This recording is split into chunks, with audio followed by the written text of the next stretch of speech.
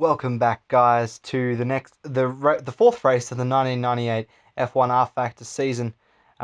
Hopefully, this race at Imola will be a lot better than our last race, and we can score some points again.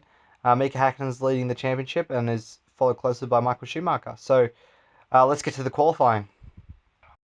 Here we are at the start of our fastest qualifying lap. Um, we it ended up being our last qualifying lap. I had to do a bit of setup work with the car to try and get the setup to work properly. Uh, Obviously, I've turned off damage this time because of all the carnage in the last race, and I want the race to be hopefully quite a bit more entertaining than last time. As we come up the corners here, I mean, this is obviously the post 1994 track, so the braking zones are a little bit harder, and the overall track speed's a little bit slower. But there are some sections that you can go quite a bit faster than what you think you can, but then you get trapped in other sections where you think you can go really fast, but you can't. Like this section here, you have to really brake it and get it just to slow down just enough so that you can sort of make a straight line out of that chicane there. And yeah, the car felt pretty good. And I ran a wide a little bit. If I hadn't have done that, I might have been a little bit quicker. But you can see there as I'm struggling a little bit to keep the car straight. As we come through the penultimate corner here, it's a left-right chicane at the end. You've got to put the power on as early as possible to come across the line. 128. Yeah, 128.3. Had to wait for him to say it. But yeah, let's see the results.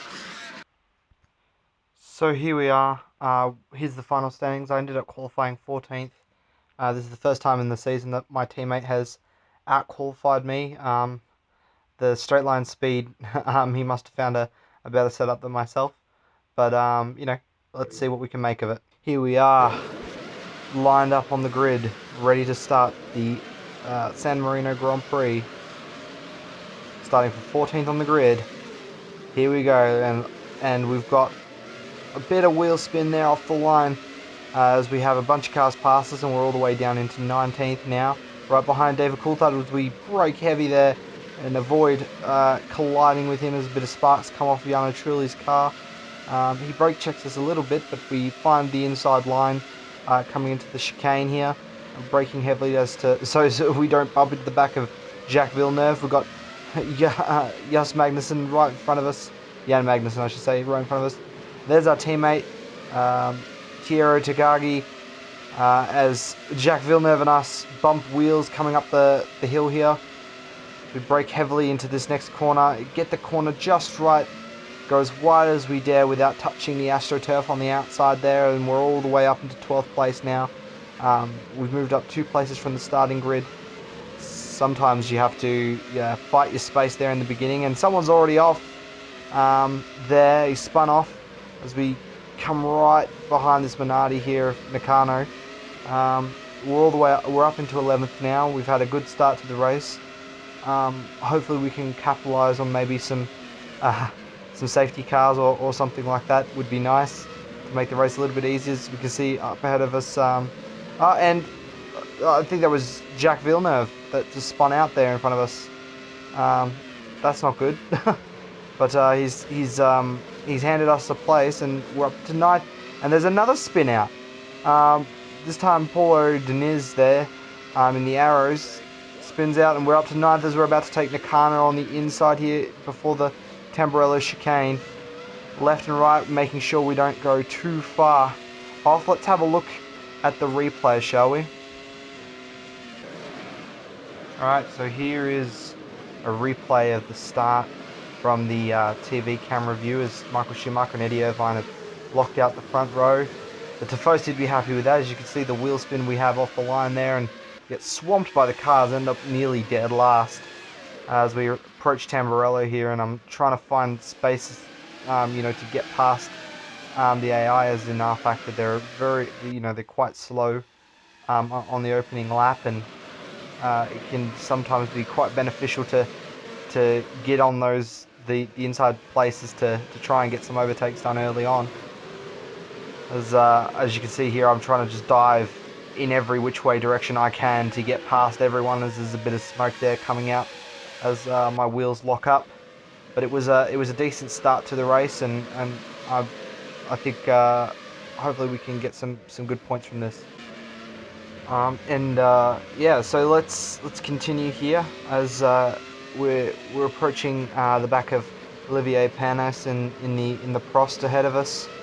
We're only 1.9 seconds adrift of him, so hopefully we can make up some ground this lap, and hopefully we have a less chaotic race than the last race, which was just absolute chaos.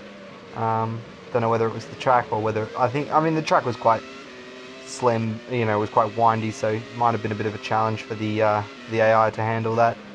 But oh, there's already spin out, and we've spun out as well. Something happened ahead of us, and it's caused us to mess up, and we have brought on the yellow flag, and there is absolute chaos ensuing all around us right now. Let's see if we can grab ourselves a replay of that one. So here we go through the chicane. We go a bit wide onto the grass. It causes us to spin out there, and we get absolutely wiped out, left, right, and centre there. It's a bit of a mess, but it's brought on a yellow flag, so hopefully we can use that to catch up a little bit. So we have to catch up to the back of the field here, ready for a full course yellow, which is an all too familiar sight, I think, in this series.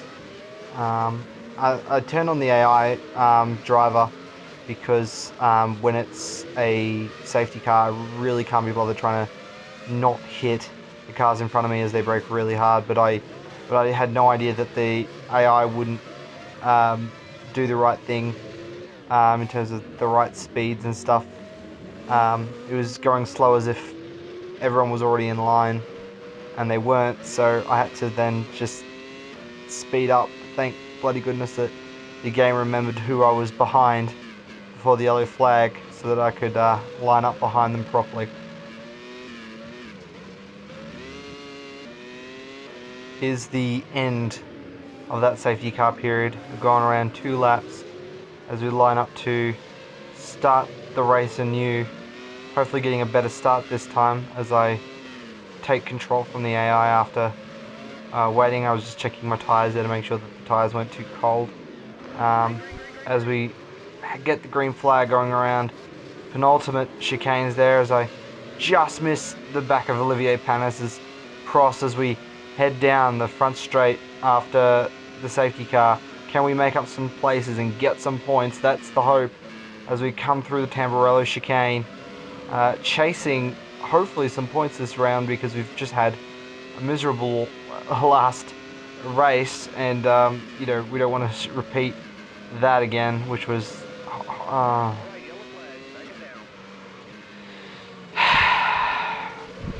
so didn't even get halfway through that lap, and we ended up with yet another safety car. At this rate, I might just be banning. I might turn off the safety car because it's getting annoying.